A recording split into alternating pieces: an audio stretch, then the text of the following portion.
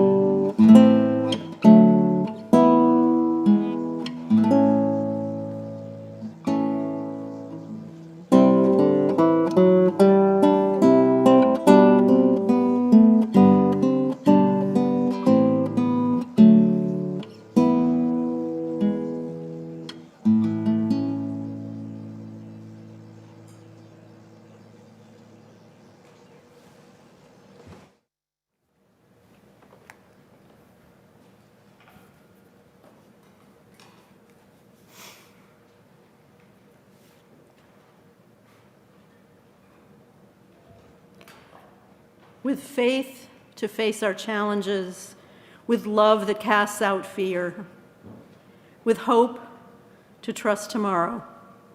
We accept this day as the gift it is and a reason to be glad. Now I invite you to rise in body or in spirit and join in saying the words to accompany lighting our chalice.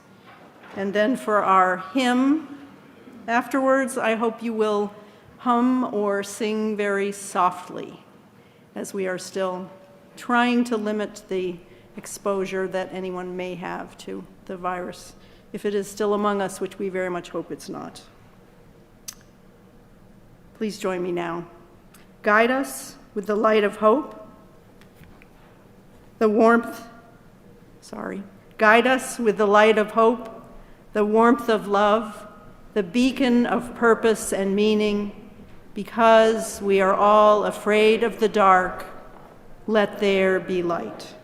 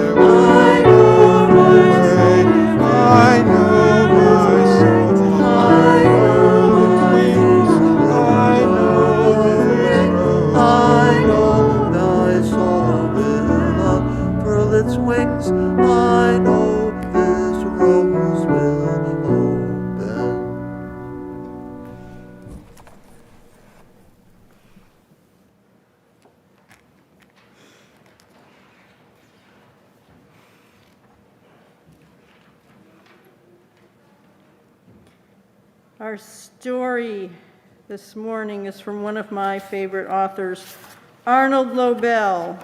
This one is not Frog and Toad, however. This is another character. This is Owl. Where is it? There it is. It's called Strange Bumps. Owl was in bed. "It's time to blow out the candle and go to sleep," he said with a yawn. Then Owl saw two bumps under his blanket at the bottom of his bed. What can those two bumps be? Owl lifted up the blanket and looked into the bed. All he could see was darkness. He tried to sleep, but he couldn't. "What if those two strange bumps grow bigger and bigger while I'm asleep?" said Owl. "That would not be pleasant." What do you think's going to happen? Owl moved his right foot up and down. The bump on the right moved up and down. "One of those bumps is moving," said Owl. He moved his left foot up and down. The bump on the left moved up and down. "The other bump is moving," he cried. He pulled all the covers off his bed and the bumps were gone. All he could see at the bottom were his own 2 feet. "But now I'm cold," said Owl. "I will cover myself with the blankets again." And that's what he did. And he saw the same bumps. "The bumps are back! Bumps, bumps, bumps! I will never sleep tonight!" So Owl jumped up and down on his bed. "Where are you? What are you?" he cried. And with a crash and a bang, the bed fell down. Owl ran down the stairs. He sat in his chair near the fire. I will let those 2 strange bumps sit on my bed all by themselves, he said. Let them grow as big as they want to. I will sleep right here where I'm safe. And that is what he did. All right, what were those 2 bumps? What were they? Do we know? Anybody guess? Feet? Yeah, I think they were his feet. Please rise and embody your spirit and join in singing hymn number 1012, When I Am Frightened.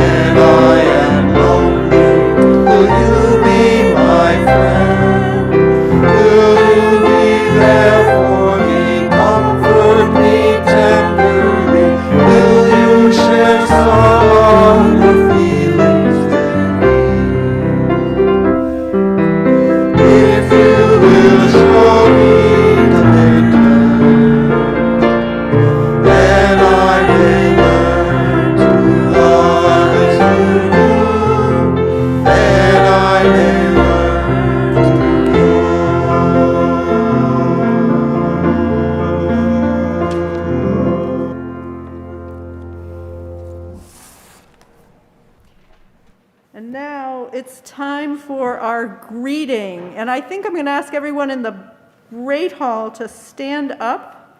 And Booker, could you flip the camera around and wave to everyone when we get the screen up. You can wave to everyone, and we're going to try something. Rebecca is going to unmute everyone on Zoom. Turn up there. Ha! And so everyone on Zoom, please greet everyone in the Great Hall. And everyone in the Great Hall, please say hello. Wave and say hello to everyone. Hi. Hi, everybody. Good morning. Go all the way in front. Hello. Good morning. Hello. Hey, everybody. On there. Yeah, we're going to put up the... It's good to see you. Hi. Hi, Julie.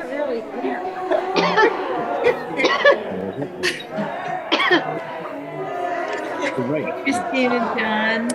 Great Hall people, Zoom people, talk. You're not talking. Move your mouths. Say hello. Make noise. We want to hear you. Good to see everybody. There they go. Now we can hear you. Keep talking. Come on. Say hello to all. Look at this. Everybody. We are together. We are all together.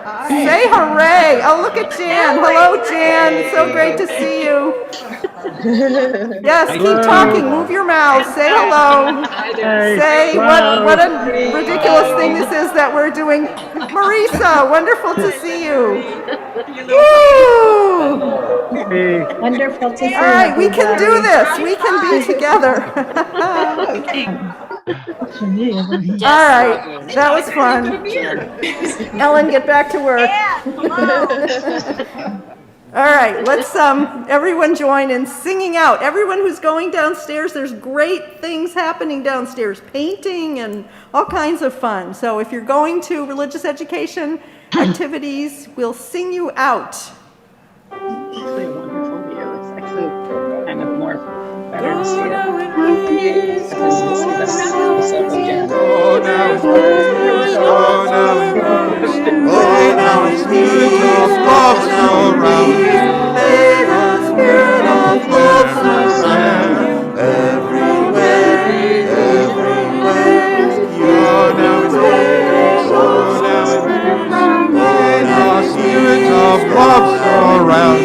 May the spirit of love surround everywhere, everywhere you may go. Tell us to.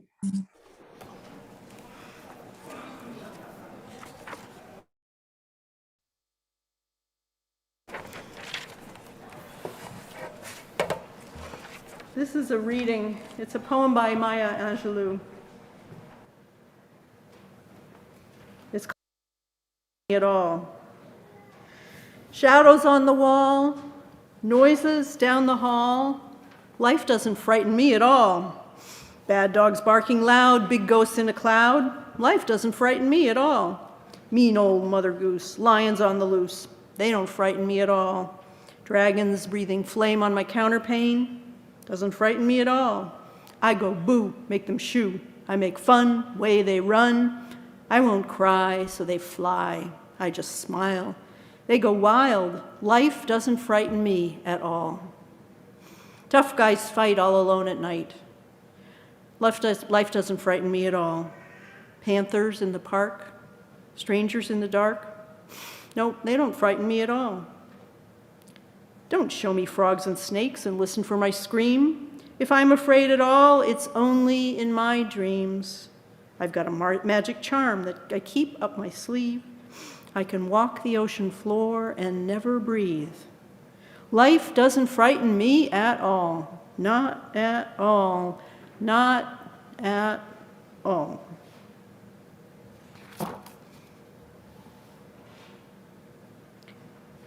Our generosity makes everything we do here possible.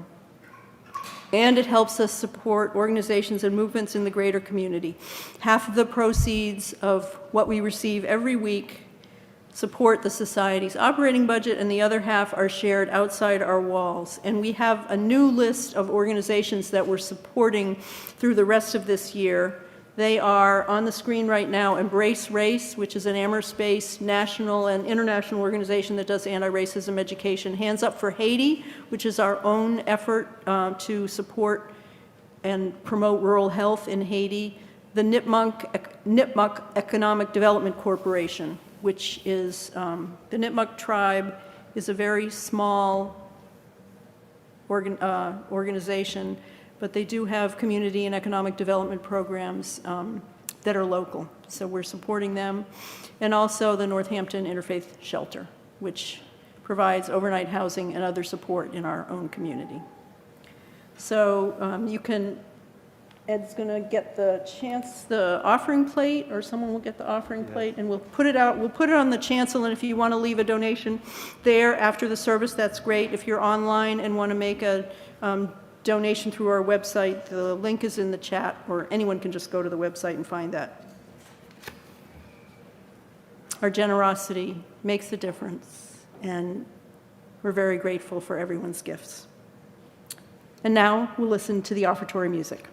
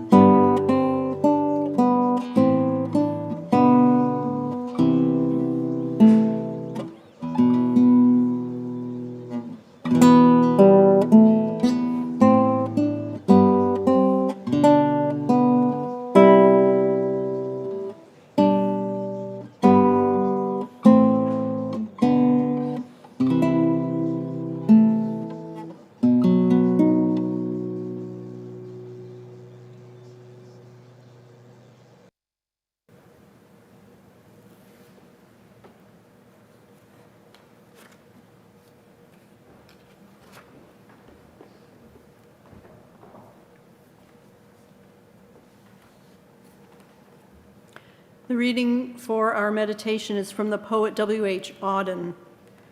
Auden was a poet, a playwright, a librettist, a critic, and a gifted teacher. He was born and grew up in Birmingham, England, and as an adult he became a U.S. citizen, but he lived and worked in many parts of the U.S. and in Europe. He was a gay man who in 1935 married the lesbian daughter of a German novelist, the German novelist Thomas Mann, so that she could become a British citizen and escape Nazi persecution. And they never lived together, but they remained married until she died. Much of Auden's poetry is concerned with moral, social, and political issues. So the poem I'm going to read you an excerpt from is called September 1, 1939. You might want to imagine the poet sitting in an all-night bar in New York City, gloomily contemplating the war in Europe. In one verse, he muses about other dark times in history. He muses about anti-Semitism, talks about Hitler. He watches early morning commuters coming out of the subway, imagining their private struggles and their pain. In another verse, which is one I am going to read, Auden talks about or alludes to Thucydides, who was a Greek writer, a historian from the 5th century before the Common Era, who wrote a famous history about the terrible war between Athens and Sparta over 2,000 years ago. And this is an excerpt from September 1st, 1939. I sit in one of the dives on 52nd Street, uncertain and afraid as the clever hopes expire of a low, dishonest decade. Waves of anger and fear circulate over the bright and darkened lands of the earth, obsessing our private lives. The unmentionable odor of death offends the September night. Exiled Thucydides knew all that a speech can say about democracy and what dictators do, the elderly rubbish they talk to an apathetic grave, analyzed all in his book. The enlightenment driven away, the habit-forming pain, mismanagement and grief, we must suffer them all again. Defenseless under the night, our world in stupor lies, yet dotted everywhere, ironic points of light flash out wherever the just exchange their messages.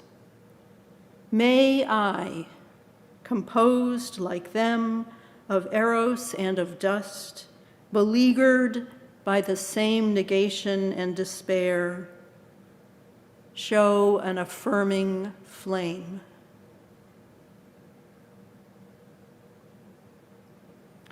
So I invite us all into a time of silence, a time for compassion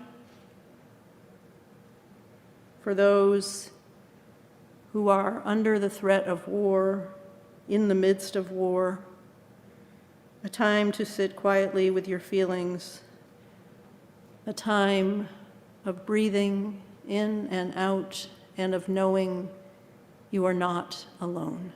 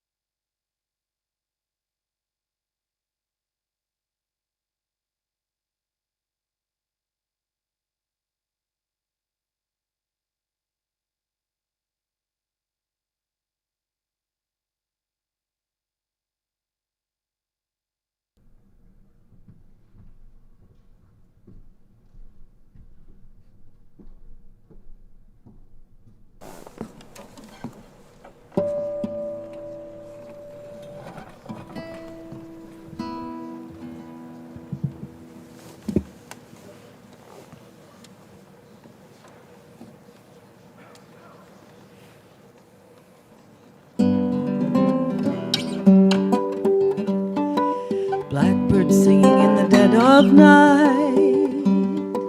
Take these broken wings and learn to fly all your life. You were only waiting for this moment to arise.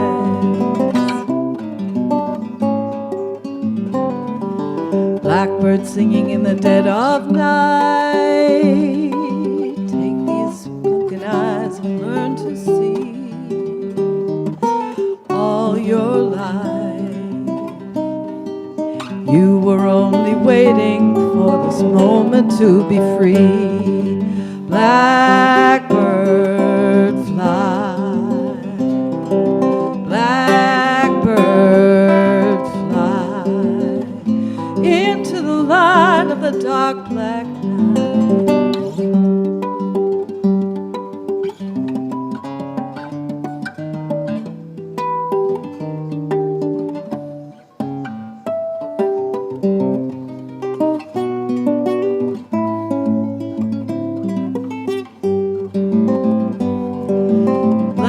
Blackbird fly,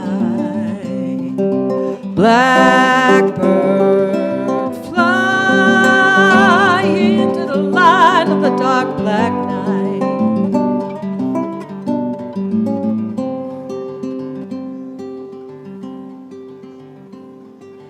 Blackbird singing in the dead of night. Take these broken wings and learn to fly all your life. You were only waiting for this moment to arise. You were only waiting for this moment to arise. You were only waiting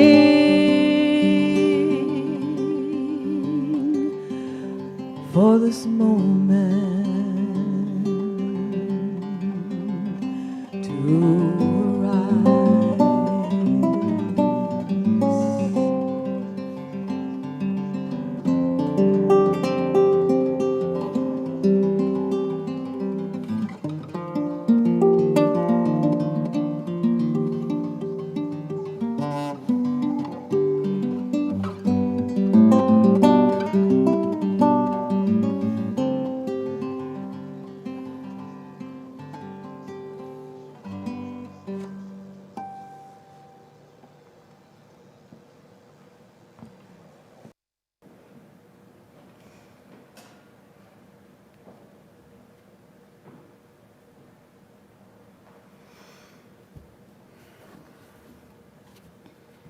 So our next reading is an excerpt from a guest essay in the New York Times that was published on January 20th, 2022, the anniversary of the inauguration of Joe Biden. And Lori Loisel shared this with everyone who was on the list for the meditation circle last month. It's by Amanda Gorman, sorry, and she called it Why I Almost Didn't Read My Poem at the Inauguration. So this is an excerpt from that essay. She says, it's told like this. Amanda Gorman performed at the inauguration and the rest is history. The truth is, I almost declined to be the inaugural poet. Why? I was terrified. I was scared of failing my people, my poetry. But I was also terrified on a physical level. COVID was still raging, and my age group couldn't get vaccinated. Just a few weeks before, domestic terrorists had assaulted the US Capitol, the very steps where I would recite. I didn't know then that I'd become famous, but I did know at the inauguration I was going to become highly visible, which is a very dangerous thing to be in America, especially if you're Black and outspoken and have no Secret Service. I had insomnia and nightmares. I barely ate or drank for days. I finally wrote to some close friends and family telling them I was most likely going to pull out of the ceremony. They had various reactions and responses, but I knew only I could answer the question for myself. Was this poem worth it? And then it struck me. Maybe being brave enough doesn't mean lessening my fear, but listening to it. I let myself utter all the leviathans that scared me, both monstrous and minuscule. What stood out most of all was the worry that I'd spend the rest of my life worrying what this poem could have achieved. There was only one way to find out. I look at fear not as cowardice, but as a call forward, a summons to fight for what we hold dear. And now more than ever, we have every right to be affected, afflicted, affronted. If you're alive, you're afraid. If you're not afraid, you are not paying attention. The only thing we have to fear is having no fear itself, having no feeling on behalf of whom and what we've lost, no feeling on behalf of whom and what we love.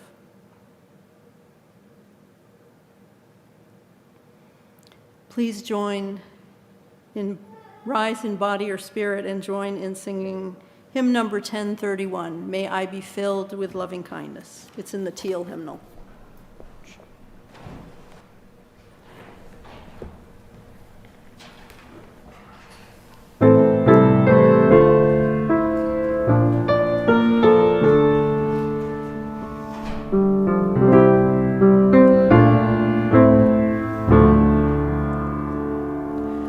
May I be filled with loving kindness. May I be well. May I be filled with loving kindness. May I be well. May I be peaceful and at ease. May I be whole. May I be filled with loving kindness. May you be well. May you be filled with loving kindness. May you be well. May you be peaceful and at ease. May you be whole. May we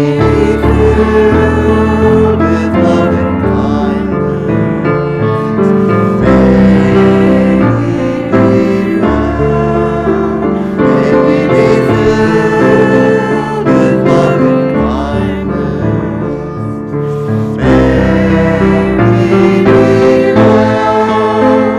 we be well. May we be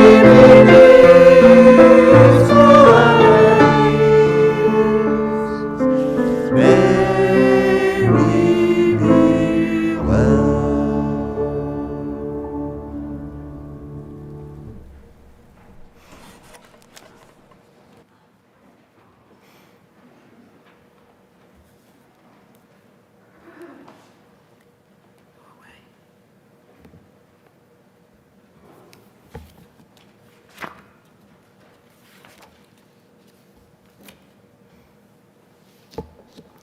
Amanda Gorman tells us we have every right to be afraid, affected, afflicted, affronted. Sometimes we're overwhelmed by fear. Sometimes we put up a good front, like the child whose voice Maya Angelou takes on in the poem we heard earlier. Life doesn't frighten me at all, not at all.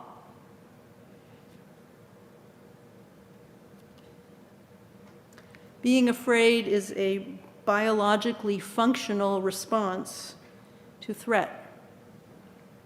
The primitive part of our brain, the amygdala, goes into action when we're confronted by danger, danger that eons ago came in the form of a charging beast or a wildfire or an avalanche or an armed enemy. Today, the danger takes some different forms, but the response is the same. Bodies are flooded with cortisol and adrenaline, heart rates go up, blood flows away from the heart and from the cortex, the thinking part of the brain. It flows to the limbs, giving more energy to fight or run away. Sometimes we bring trouble on ourselves by finding things to fear, like Owl with his strange bumps. I think that's just not the right story for kids. Because I read that story to my grandson Caleb when he was very little, and he didn't like it. And he identified with Owl, and I had to explain to him that the bumps were just Owl's feet. And now at 7, I'm thinking he might appreciate the joke, but maybe not. Life frightened me as a child at times. I had nightmares on and off, and that fear response would wake me up, the hormone rush, fast breathing, quickened heart rate, and I would call out for my parents. Back then, what triggered those dreams? Seeing a house fire or a scary TV show, the Cuban Missile Crisis, the US, Russian, Soviet arms race, the assassination of John Kennedy, troubles at home. As I grew older, 9 or 10, I stopped calling out, and instead I would turn on my light and read. Usually I'd read a favorite book that I knew by heart, one that would comfort and calm me until I could go back to sleep. One night I picked up my Bible. It was one that I had gotten in May of 1962. I had stood in front of the church congregation to recite the 23rd Psalm along with the rest of my third grade classmates. We had also been expected to memorize, third grade, we had been expected to memorize all the books of the Old Testament. Some of you might yeah, okay. Third grade, why? And we had learned that if you open the Bible exactly in the middle, you get the Psalms. Oh, that rings a bell. Okay. That's not true anymore because they've stuffed in all these other apocryphal books. So when you open it in the middle now and there's all this commentary, it's hard to find a Bible where you open it and the Psalms are in the middle. But there probably are still some. So I opened it in the middle that night. And I happened to turn to Psalm 3. Verse 5 reads, I lie down and sleep. I wake again, for the Lord sustains me. I am not afraid of 10,000s of people who have set themselves against me round about. And it felt like a sign. I read that verse over and over again, and then I turned off the light and went back to sleep. If you're afraid, do you know why? Last week, the USNF The Vote team invited people to an online party where we began to share ideas about how to participate in the 2022 elections. There were nearly 30 of us there. Why? Why were we there? People were there because they wanted to do something. They said they were terrified about what's happening to our democracy. They spoke of deep worry and fear about climate change, unease and fear about worsening racism and divisiveness. We are at war in Europe. We are afraid of the horror and chaos and disruption and pain and death it will cause, it is causing. And we don't know what else the pandemic has in store. Most of you know we have a partner Unitarian church in Transylvania. Home Road Karshenfalva, our partner village, is maybe 150, somewhere between 120 and 150 miles from the southwestern border of Ukraine. I don't know if Romania is taking in refugees yet. But on Thursday, I sent an email to Mihai and Eniko, the minister and his wife, sending them prayers and hopes for peace on behalf of all of us. Amanda Gorman wrote, "If you're not afraid, you are not awake." Change and uncertainty, threat to a way of life we have believed in, anticipatory grief for the next generations, our children and grandchildren and the children and grandchildren of our neighbors. Buddhists say all is dukkha. UU minister Elizabeth Tarbox wrote that this literally means suffering, but that the feeling is more closer to impermanence. Changing weather, the changing seasons are a constant reminder that nothing lasts. And Tarbox writes that the Buddhist path to enlightenment is understanding and accepting impermanence to the point where we no longer struggle against it. She says, we want to hold on to the things we count on: our church, our community, our memories of those who died before us, our love and hope, the search for certainty in a world that is not certain. All beings suffer and all of us die. The only certainty is change. Buddhist guides and practitioners teach that knowing this and embracing it and taking it into a wisdom practice can help calm our fears and lead us to greater compassion and gratitude and peace.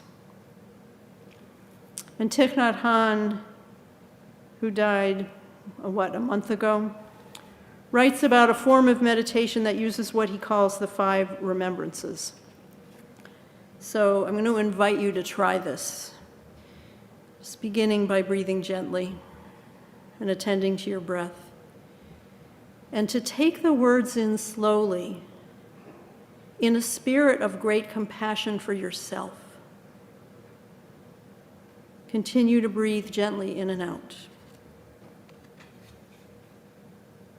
I am of the nature to grow old. I cannot escape this. I am of the nature to experience ill health. I cannot escape this. I am of the nature to die. I cannot escape this. All that is dear to me and everyone I love are of the nature to change. I cannot escape this. I inherit the results of my acts of body, speech, and mind. My actions are my continuation.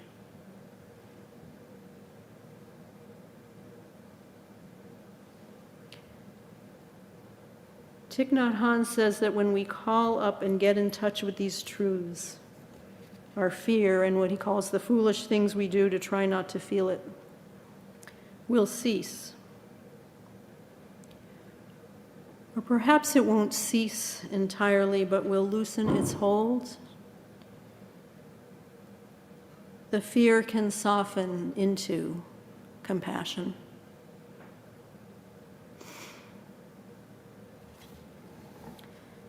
At the Society's monthly board meeting, there is a place on the agenda for something called the Congregational Pulse. And in that time, board members talk about what they're hearing and sensing about how things are going for people. What is going well? What concerns do we have? How well are we doing what we need to be doing? And this can be challenging now. When it's been so long, it's so wonderful to have 30-some of us in the hall and who knows, 90-some of us on Zoom. It's challenging because it's been so long since we've been able to gather in large numbers in the same place where it's harder to have spontaneous conversations. So And that's one of the reasons that many of the board members enthusiastically attend the Zoom social hour, to get the next best thing. And many of them have been helping with stewardship conversations, and so those have been a wonderful opportunity to talk with people who otherwise they might not have spoken with. Over and over, they report hearing about the importance of community in keeping people's spirits up and hopes alive. And at this past board meeting last Monday, we had a very, what would you call it? Very thoughtful, very deep, very moving conversation. The pulse took a long time. The pulse was slow and meaningful. We are not alone. It was over 80 years ago that W.H. Auden wrote, "Defenseless under the night, our world in stupor lies, yet dotted everywhere. Ironic points of light flash out wherever the just exchange their messages. May I, composed like them of eros and of dust, beleaguered by the same negation and despair, show an affirming flame." And the Buddha teaches that our actions are our continuation. So we'll continue here to try to inspire and support one another, to act as we can, adding our light to other points of light. Keep facing our fears together.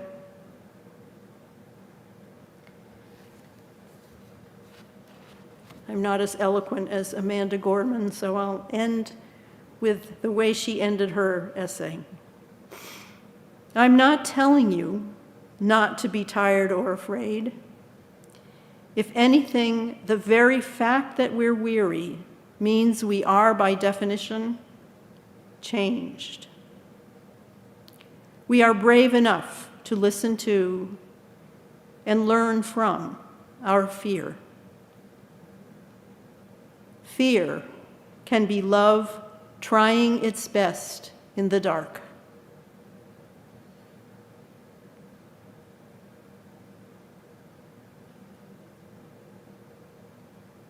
Please rise in body or spirit and join in singing hymn number 10, Immortal Love.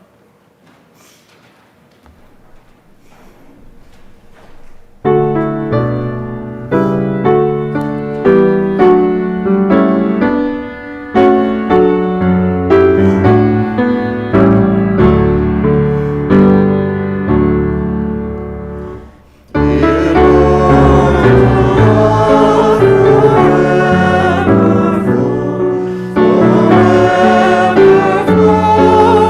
flowing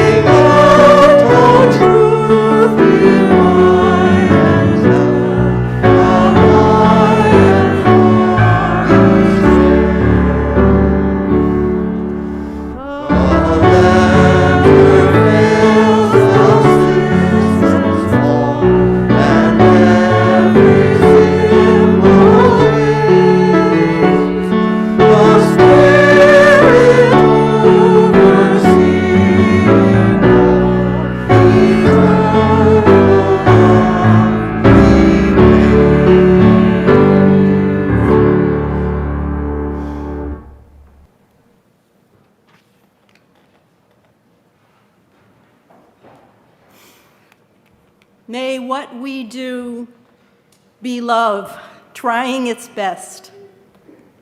Go in peace.